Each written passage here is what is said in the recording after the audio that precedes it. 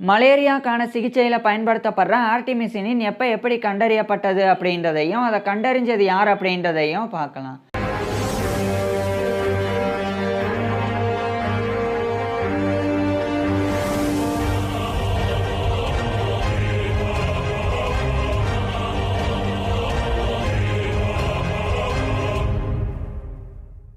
நீண்ட காலத்துக்கு முன்னாடி வரைக்கும் மலேரியான்ற மஸ்கிட்டோ பார்ன் இன்ஃபெக்ஷியஸ் டிசீஸ்னால உலகம் முழுவதிலும் வாழ்ந்து வந்த மில்லியன் கணக்கான மனிதர்கள் ஒவ்வொரு ஆண்டும் இறந்து போனாங்க.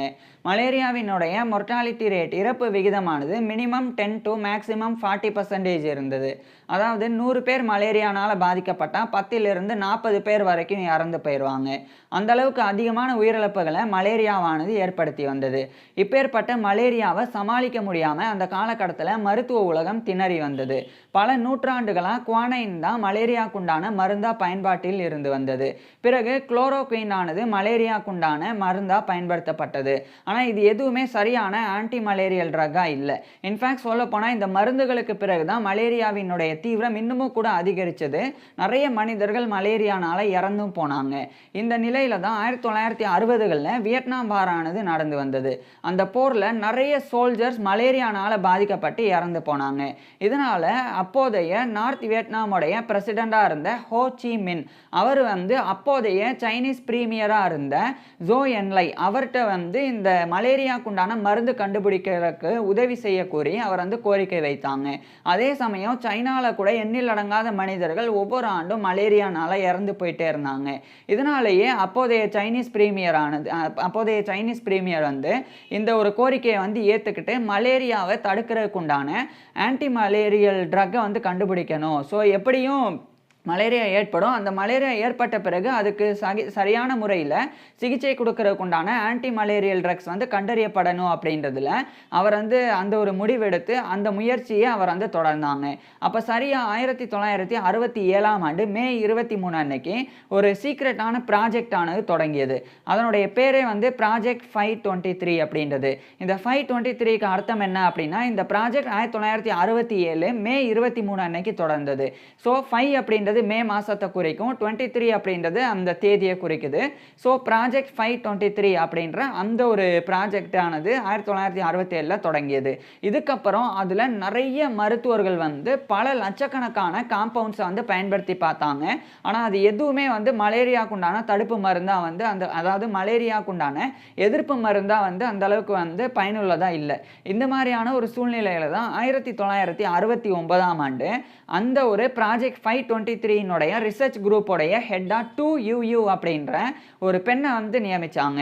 இந்த 2UU அப்படின்றவங்க ஒரு சைனீஸ் மலேரியாலஜிஸ்ட் அண்டு ஃபார்மசிட்டிக்கல் கெமிஸ்ட். இவங்க ஒரு பெண். ஸோ அவங்களுக்கு அந்த சமயம் 39 வயசு கூட முழுமையடையலை.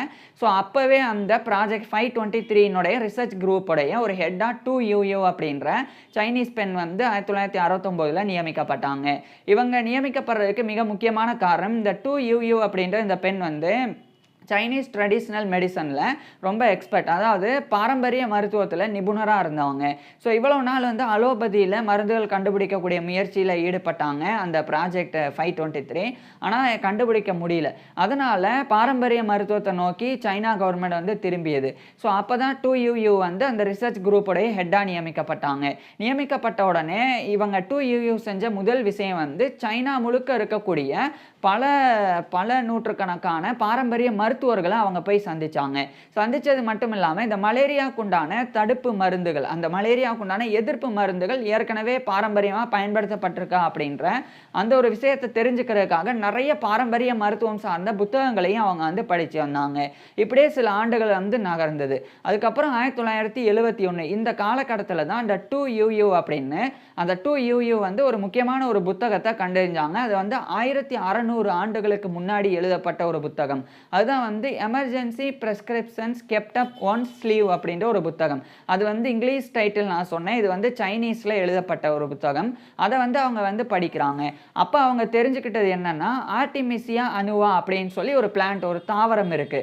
இது ஸ்வீட் ஓன்வுட் அப்படின்னு அழைக்கப்படும். ஸோ அந்த தாவரத்தினுடைய இலையிலிருந்து எடுக்கப்படக்கூடிய ஒரு காம்பவுண்ட், ஒரு கலவையானது இன்டர்மீடியன்ட் ஃபீவர்ஸுக்கு பயன்படுத்தப்படுது. அதாவது இடைக்கால காய்ச்சல்களுக்கு அடிக்கடி இந்த ஆர்டிமிசியா அணுவா அப்படின்ற தாவரத்திலிருந்து எடுக்கப்படக்கூடிய சாறு தான் வந்து பயன்படுத்தப்படுது அப்படின்றது அந்த புத்தகத்தில் குறிப்பிடப்பட்டிருந்தது.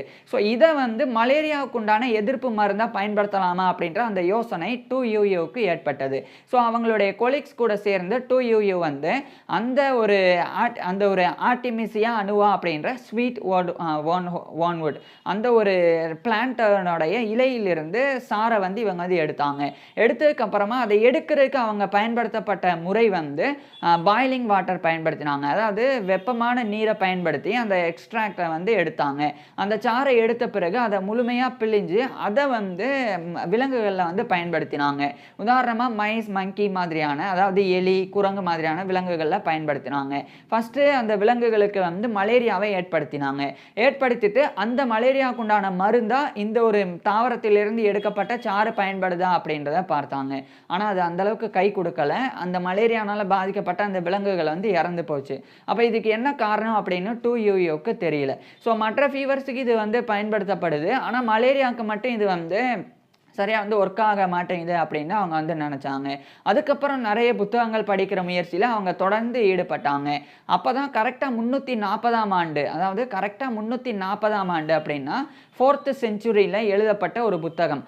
அது வந்து the handbook of prescriptions for the handbook of prescriptions for anti malaria அப்படின்னு சொல்லி, ஆன்டி மலேரியா கிடையாது, அதனுடைய டைட்டில் வந்து நான் டிஸ்பிளே பண்ணுறேன். ஸோ அந்த ஒரு புக்கு வந்து ஜே ஹாங் அப்படின்ற ஒரு நபர், ஒரு சைனீஸ் ஃபிசிஷியன், அவர் ஒரு ஃபிலாசபரும் கூட, அவர்னால 340ஆம் ஆண்டு எழுதப்பட்டிருந்தது. அந்த ஒரு புக்கை வந்து அவங்க வந்து படிக்கிறாங்க. ஸோ அந்த ஒரு ஹேண்ட் புக் வந்து அவங்க படிக்க ஆரம்பிக்கிறாங்க. அது படிக்க ஆரம்பித்த பிறகு அவங்களுக்கு தெரிஞ்ச இன்னொரு விஷயம் என்னென்னா, இந்த ஆர்டிமிசியா அணுவா அப்படின்ற அந்த தாவரத்தினுடைய இலையிலிருந்து எடுக்கப்படக்கூடிய சாறு, அதை வந்து இவங்க வந்து வெப்பமான நீரை வச்சு எடுத்தாங்க. ஸோ அப்படி பண்ணும்போது அந்த ஒரு சாறினுடைய சக்தியை வந்து அந்த சாறு வந்து வெப்பத்தினால வந்து டைல்யூட் ஆகி அது வந்து இழந்துருது. ஸோ அதை வந்து கூலான, அதாவது ஒரு குளிர்ச்சி அடைஞ்ச ஒரு வாட்டரை வந்து பயன்படுத்தி அந்த ஒரு எக்ஸ்ட்ராக்டை வந்து எடுக்கணும் அப்படின்ற ஒரு விஷயத்தை 2UU வந்து புரிஞ்சுக்கிறாங்க. ஏன்னா இந்த ஒரு புத்தகத்தில் குளிர்ந்த நீரை பயன்படுத்தி சாறுகள் எடுக்கப்படுறது பற்றி வந்து எழுதப்பட்டிருந்தது. ஸோ அதனால் இந்த ஒரு முறையை பயன்படுத்தலாம் அப்படின்னு ஆர்டிமிசியா அணுவா அப்படின்ற தாவரத்தினுடைய இலையிலிருந்து குளிர்ந்த நீரை பயன்படுத்தி ஒரு லோ டெம்பரேச்சரில் அதனுடைய எக்ஸ்ட்ராக்ட் அதனுடைய சாரை வந்து அவங்க வந்து எடுத்தாங்க. எடுத்த பிறகு மறுபடியும் எலி, குரங்கு மாதிரியான விலங்குகளில் பயன்படுத்தினாங்க. இந்த முறை அது சக்ஸஸ்ஃபுல்லாக இருந்தது. ஸோ இது 1972ஆம் ஆண்டு இந்த ஒரு வெற்றியை வந்து கொடுத்தது. 2UU வந்து 1969 3 ஆண்டுகள் 1972 வரைக்கும் அந்த உழைப்பில் வந்து ஈடுபட்டாங்க. 380க்கும் மேற்பட்ட இது மாதிரியான சாறுகளை அவங்க வந்து உருவாக்கினாங்க. அதில் ஒரே ஒரு சாறு, அந்த ஆர்டிமிசியா அணுவா அப்படின்ற தாவரத்திலிருந்து எடுக்கப்பட்ட ஒரு சாறு தான் மலேரியாவுக்கு உண்டான எதிர்ப்பு மருந்தாக சரியாக வந்து பயன்படுத்தப்பட்டது அப்படின்றத இவங்க வந்து தெரிஞ்சுக்கிட்டாங்க. அதுக்கப்புறமா அதுக்கு வந்து சிங் ஹவுசு அப்படின்ற பேரை வந்து இவங்க வந்து சூட்டினாங்க. 2UU அவங்களுடைய கொலீக்ஸும் வந்து சூட்டினாங்க அந்த சாருக்கு. அதாவது ஆர்டிமிசியா அணுவா அப்படின்ற அந்த தாவரத்தினுடைய இலையிலிருந்து எடுக்கப்பட்ட அந்த சாருக்கு இவங்க பேரிட்டது சிங் ஹவுசு அப்படின்னு சைனீஸில். அதுதான் வந்து இங்கிலீஷில் ஆர்டிமிசினின் அப்படின்னு பேரிடப்பட்டது. இதுக்கப்புறம் இந்த மருந்தை வந்து மனித பயன்பாட்டிற்கு கொண்டு வரணும். ஆனால் அப்போ வந்து மனிதர்களுக்கு பயன்படுத்தும் போது இது வந்து பல பக்க விளைவுகளை ஏற்படுத்துச்சுன்னா மனிதர்களுக்கு அது ஆபத்தில் முடியும் அப்படின்னு 2UU வந்து தன் மீதே வந்து அந்த பெண் வந்து பயன்படுத்திக்கிட்டாங்க. பயன்படுத்தி அதனுடைய வெற்றியை வந்து நிரூபித்தாங்க. அதுக்கப்புறம் 1973ஆம் ஆண்டு இந்த ஆர்டிமிசினின் கூடவே சேர்ந்து பயன்படுத்தப்படுற செமி சிந்தட்டிக் டெரிவேட்டிவ்ஸில் ஒன்றான டைஹைட்ரோ ஆர்டிமிசினின் அந்த ஒரு ட்ரக்கையும் இவங்க வந்து கண்டறிஞ்சாங்க.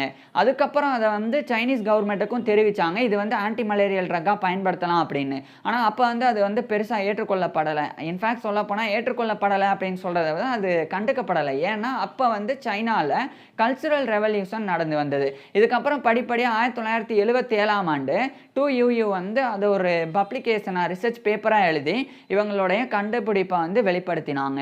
பின்னர் 1980களில் தான் சைனா கவர்மெண்ட் வந்து இவங்களுடைய மருந்தான ஆர்டிமிசினின், டைஹைட்ரோ ஆர்டிமிசின் இதெல்லாம் வந்து பயன்பாட்டிற்கு கொண்டு வந்தாங்க. அதுக்கப்புறம் அது வந்து பெரிய அளவில் பலன் கொடுக்க ஆரம்பிச்சது. இதுக்கப்புறம் 1981ல் வேர்ல்டு ஹெல்த் ஆர்கனைசேஷன் அவங்க தரப்பிலிருந்து ஒரு மீட்டிங் நடத்தப்பட்டது. அப்போ 2UU வந்து அந்த மீட்டிங்கில் கலந்துக்கிட்டு இவங்களுடைய கண்டுபிடிப்பை டிஸ்கவரியை பற்றி தெரிவித்தாங்க. அதுக்கப்புறம் 1990களில் தான் வேர்ல்டு ஹெல்த் ஆர்கனைசேஷன் வந்து ஆர்டிமிசின் உண்மையிலேயே மலேரியாவுக்குண்டான ஹைலி எஃபெக்டிவ் ட்ரக் அப்படின்றத புரிஞ்சுக்கிட்டு அதை வந்து வெளிப்படுத்தினாங்க. அதுக்கப்புறம் தான் உலகம் முழுக்க ஆர்டிமிசினின் வந்து பயன்பாட்டிற்கு வந்தது. இதுக்கப்புறம் 2000ஆம் ஆண்டுக்கு பிறகு இந்த மில்லியன் கணக்கான மனிதர்கள் இறந்து போகிறது அப்படியே வந்து குறைக்கப்பட்டது. ஏன்னா ஒவ்வொரு ஆண்டும் உலகம் முழுவதிலும் 1 மில்லியன் to 3 மில்லியன், அதாவது 10 லட்சத்திலிருந்து 30 லட்சம் மனிதர்கள் வரைக்கும் மலேரியானால பாதிக்கப்பட்டு இறந்தாங்க. ஸோ அவ்வளோ உயிரிழப்புகள் வந்து இந்த ஆர்டிமிசினின் அப்படின்ற மருந்துக்கு பிறகு மிகப்பெரிய அளவில் குறைக்கப்பட்டது. ஸோ இப்பேற்பட்ட கண்டுபிடிப்பை அந்த 2UU அப்படின்ற பெண் வந்து செஞ்சிருந்தாலும் இவங்களுக்கு உண்டான சரியான அங்கீகாரம் வந்து கிட்டத்தட்ட 40 ஆண்டுகளுக்கும் மேலே கிடைக்கல.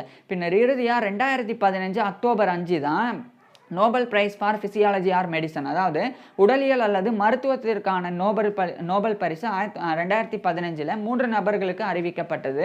அந்த 3 நபர்களில் ஒருத்தவங்க வந்து 2UU. ஸோ இவங்களுக்கு Nobel prize for physiology R medicine 2015 October 5 அன்னைக்கு வழங்கப்பட்டது. அப்போ தான் ஆர்டிமிசினை கண்டறிஞ்சது ஒரு பெண், ஒரு சைனாவை சேர்ந்த ஒரு பாரம்பரிய மருத்துவ பெண் அப்படின்றதே வந்து கண்டறிஞ்சாங்க. ஸோ அலோபதினால் கண்டறிய முடியாதது பாரம்பரிய மருத்துவம் தான் வந்து கண்டறிஞ்சது. ஸோ ஆன்டி மலேரியல் ட்ரக்காக இன்னைக்கு வரைக்கும் ஆர்டிமிசினின் வந்து சில காம்பினேஷன் ட்ரக்கோட வந்து பயன்படுத்தப்படுது. ஸோ அதை கண்டறிஞ்சதுக்கு உதவியாக இருந்தது பாரம்பரிய மருத்துவம். அதை வந்து கையாண்டு அதன் மூலமாக அந்த மருந்தை கண்டறிஞ்சது வந்து 2UU அப்படின்ற இந்த ஒரு பெண் தான். ஸோ இவங்க இன்னைக்கு வரைக்கும் வந்து உயிர் வாழ்ந்து வராங்க. இன்னைக்கு வரைக்கும் அவங்களுடைய 94 வயதுக்கு பிறகும் இன்னைக்கு வரைக்கும் வந்து உயிரோடு இருக்கிறாங்க. இன்னும் பல சாதனைகள் இவங்க வந்து படைச்சிட்டு தான் வராங்க.